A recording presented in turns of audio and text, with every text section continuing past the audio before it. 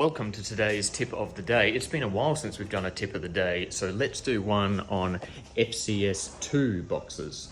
We've got this Machado in for 2 new boxes. So I have put a sticker over these boxes after install. I've then laminated over them, and now I'm up to sanding them open before we put our resin coat.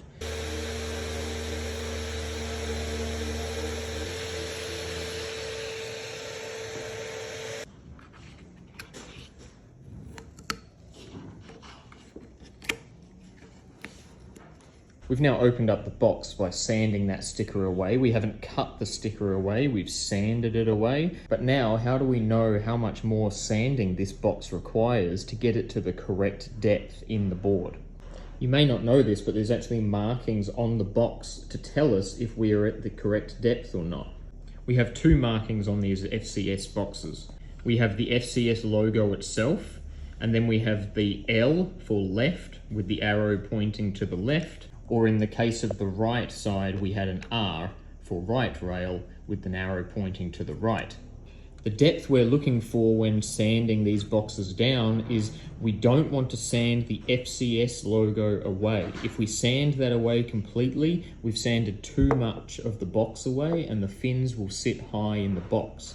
The L or the R though, pointing towards the rail, we want that gone. So there's a sweet spot between this disappearing and being sanded away and this staying and remaining visible.